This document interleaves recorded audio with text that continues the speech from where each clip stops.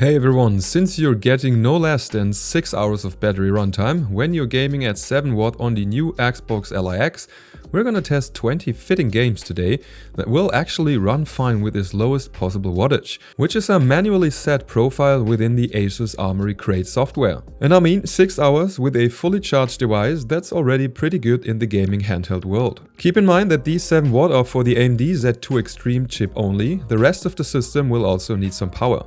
But that means that all 8 cores and the iGPU need to split up these 7 watt to work. And the real runtime will also depend on other factors, like if you're using an FPS cap for example, or what display brightness you're using and whether Wi-Fi or the RGB lighting are activated, etc. And so for my battery runtime tests I was using a display brightness of 50%, activated Wi-Fi, activated RGB, and the speakers were at around 30%.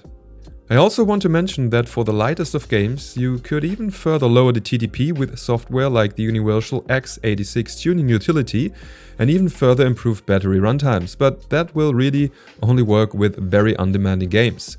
Now, I'm fully aware of the fact that just 2 to 3 watt more than 7 watt can lead to a significant FPS improvement, and at 13 watt we're definitely getting a real performance boost, as you can see in this graph. But for a lot of games the performance can really be enough, or even more than enough at 7 watt. For a quick comparison, at 7 watt for the chip the total system power draw is around 13 to 14 watt, which leads to around 6 hours of battery runtime. At 10 watt the total system power draw is around 18 to 19 watt, leading to 4.3 hours. And at 13 watt the total system power draw is already around 22 to 23 watt, leaving us with 3.5 hours, while yes, as said before, here the performance is much better, most likely twice as high. It's also important to notice that at 7 watt the system will become laggy at times when you're doing regular Windows tasks, downloading games, installing updates, etc. Oh, and by the way, today's video is sponsored by Hubwood. You know, sitting all day while gaming or working really messes with your body if you don't have a good chair, especially when you're spending hours in front of the screen. Maybe not when you're 22, but trust me, that day will come. That's why today we're checking out the hbada E3 Pro, an ergonomic chair that actually takes your back seriously. It is sleek, breathable, and still looks awesome, whether you're gaming, streaming, or just working. You can grab it in light gray, black, or even a subtle pink if that's your vibe. This feels like a proper grown-up upgrade. It just looks clean and modern, and it actually delivers when it comes to ergonomics. No RGB, no plastic wings, just smart design and comfort that lasts through long gaming sessions. But check this out, the E3 Pro features hbada's floating lumbar support system. The world's first with self-adjusting side wings that literally move with your back, keeping you supported no matter how you sit. It is paired with a full mesh seat and backrest, so even during marathon sessions, you're not sweating into fake leather. And check this out, 6D armrests, meaning you can move them up, down, forward, backward, sideways, and even rotate them about 70 degrees to perfectly match your keyboard or controller setup. The 4D headrest adjusts in every direction and follows your posture. Super useful when you lean back for a break after a long match or stream. Plus, and this is awesome, there's even a built-in footrest and up to 140 degrees of recline, so yeah, perfect for quick power naps or just chilling between rounds. Whether you're grinding ranked matches, watching a movie, or just scrolling through Reddit, this chair adapts to you. It is also certified by major ergonomic institutes, so it's not just marketing talk, it's backed by real testing.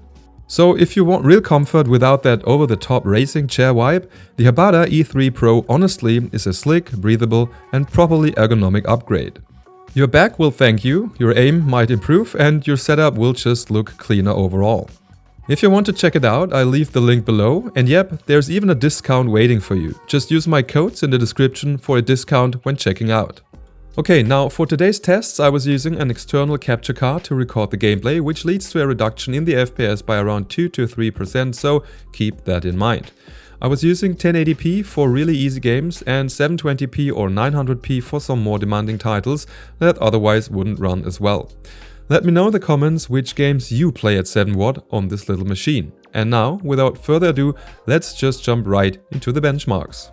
Alright, the first game for today will actually be Crash Bandicoot 4, and I was mistakenly calling that Crash Bandicoot Reboot or Remake in my previous video, and I was running it at 720p with low settings, as you can see here, and I think it's pretty playable with an average of around 41 FPS. For that kind of game, that seems to be okay. You can see that the wattage of the GPU is around 6 to 7 watt, and the temperatures are great, by the way. So overall, I think this is playable just fine with an average of around 39 FPS and 1% lows of around 13, which have been caused by some seldom stuttering, but usually while playing it was just okay. Also, Dave the Diver ran great at 720p with low settings, around 57 FPS on average, 1% lows, perfectly fine with 41 FPS. Not much to say here, other than you probably could even use 1080p if you're okay with around 30 to 40 FPS instead. A bit better graphics, bit sharper edges and stuff, but that's not a tough game to run in the first place. And it's a great game to run on a handheld, so if you have it, if you haven't played it, and this is some kind of backlog or pile of shame you want to get rid of, doing so at 7 watt with long battery runtimes, really a perfect game for this scenario. Diablo Immortal ran actually pretty okay at 900p with medium settings, with an average of around 53 FPS and 1% lows of 21.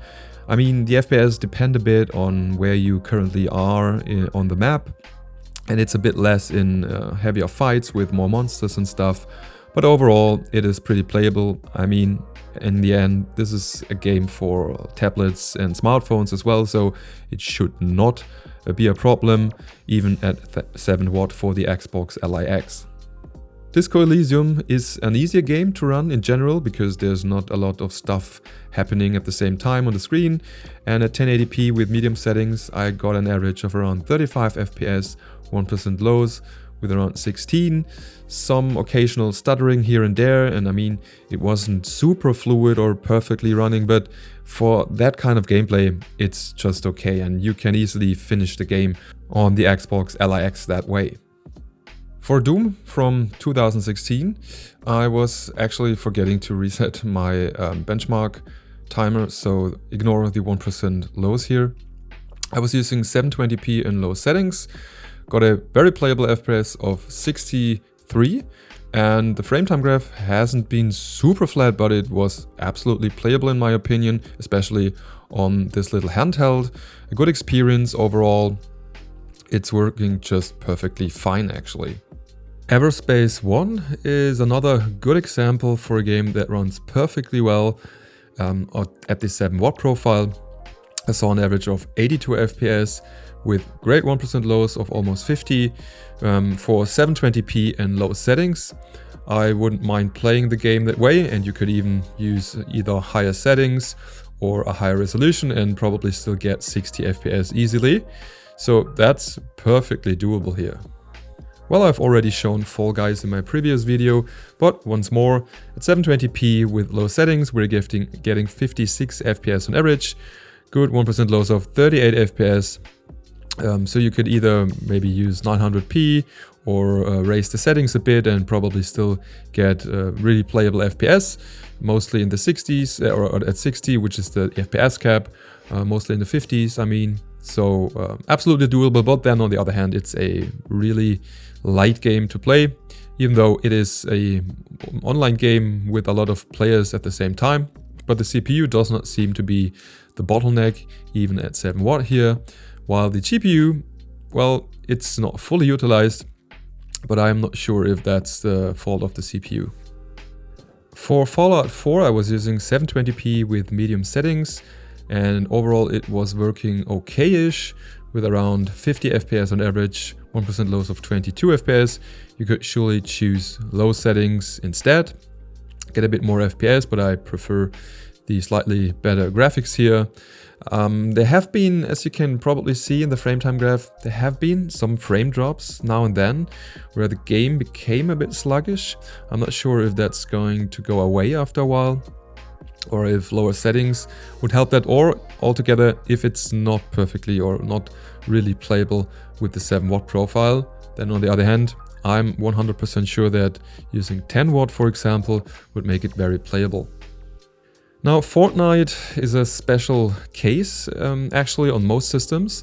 At 720p using the performance mode at low settings, I was getting around 68 FPS on average, but the 1% lows haven't been great with 30 FPS.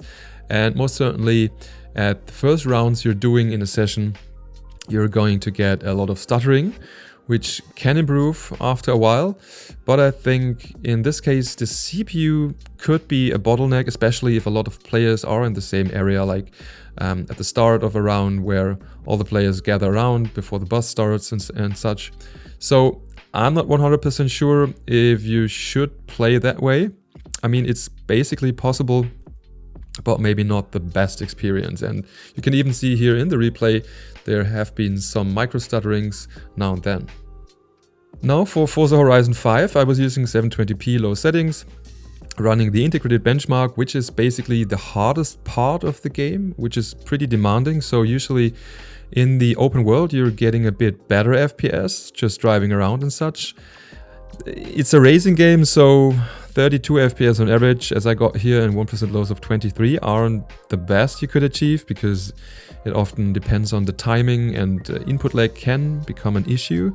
But since it is basically technically fluid with over 30 FPS on average, I'd say, well, it's doable.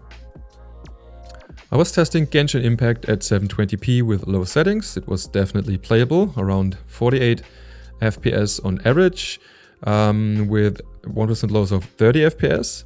In the other outside part of the open world, I'm not playing the game, so I'm not very familiar with it, sorry. And then I also tested some kind of dungeon where the average FPS have actually been closer to 60 FPS. So it probably depends on the area where you're playing at. And I know there are supposed to be some later areas of the game that are more demanding. But since we're already getting 48 FPS in this area, I think that it should be doable with at least 30 FPS or more, even in more demanding areas. I was actually pretty surprised that GTA 5 Enhanced was working once I used 720p with low settings plus FSR on balanced. And yes, as you can see, the game starts to look pretty muddy and unsharp and blurry. But considering it's an open world game, that is usually pretty CPU demanding, and we can see the CPU usage is quite high here. It is working. I mean, 37 FPS on average plus 1% lows of 25 FPS isn't perfect, but it is playable. It's console-like level from a few years ago. So overall, I'd say it is doable. I don't know what you think. Let me know in the comments if that is too bad for you, or if you would consider actually doing it that way to get a bit more of extra battery runtime. Just a quick look at Hades 1 at 720p. Absolutely no problem for the Xbox Li X at 7 watt. So you easily can get 6 hours of battery runtime for this game. We're getting an average of around 89 FPS, and the 1% lows of 27 is probably because I didn't cut out the switch from one area to the other, where the gameplay just stutters for a bit, like you can see here, but overall it is perfectly playable. One of my favorite games of all time surely is Life is Strange 1, and so I tested that at 1080p with medium settings.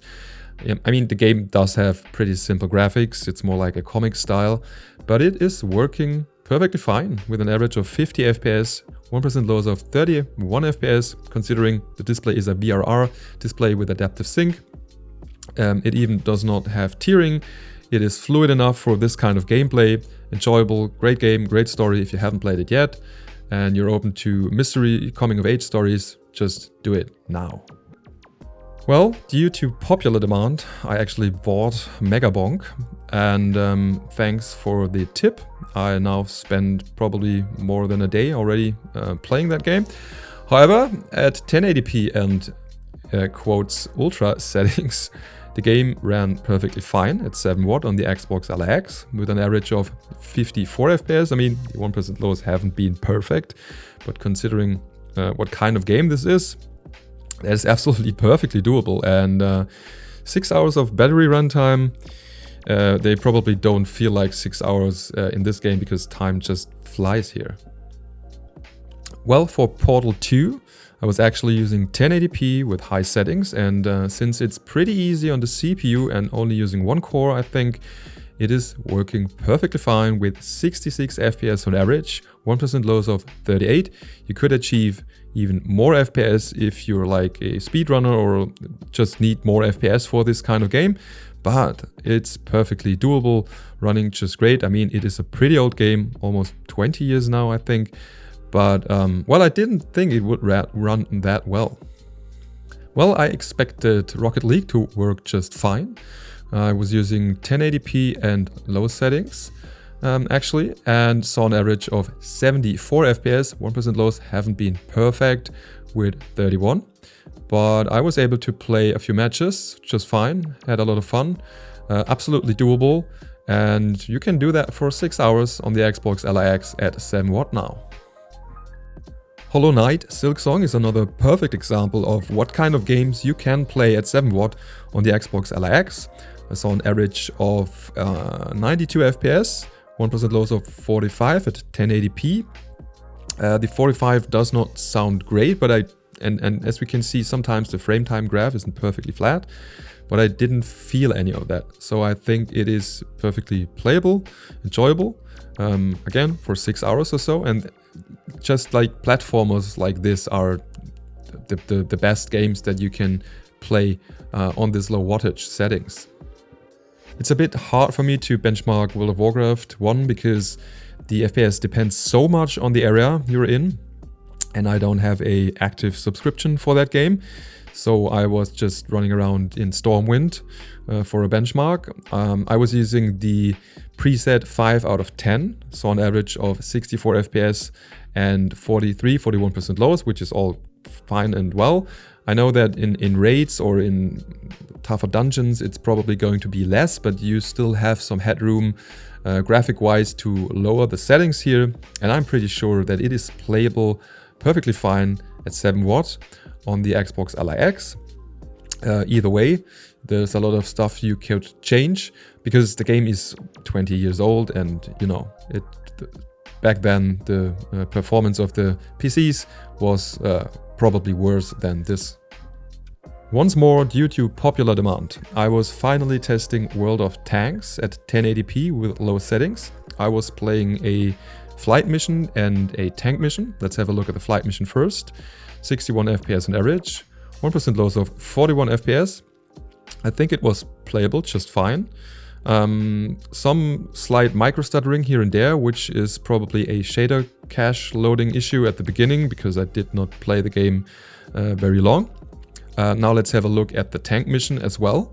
Here I saw an average of around 48 FPS with 1% loss of 28. I think the game is not that fast and you could actually play that way. I mean, it is a simpler game, massively multiplayer online stuff going on, and I think they just want this game to be able to be played on a potato, which kind of resembles what a Xbox LIX is at 7W. But as you can see here, it is doable. So as we just saw, it is absolutely possible to achieve 6 hours of gameplay runtime in a lot of older or lighter games for you to enjoy on the go with the new ROG Xbox LIX, while of course that won't be the case for new AAA games like AC Shadows, Elden Ring or Cyberpunk 2077. And 6 hours just is a high contrast to the around 2 hours you'd get using the maximum performance at 25W on the ROG Xbox LIX. If you're barely hitting 30 FPS, using 9 to 10W instead can give you a much better experience if you're okay with losing some battery runtime. And that's all for today's video. If you like the content, make sure to like the video or even subscribe for more gaming handheld, laptop and mobile tech in the future. Thanks for watching, see you next time, bye bye and tschüss.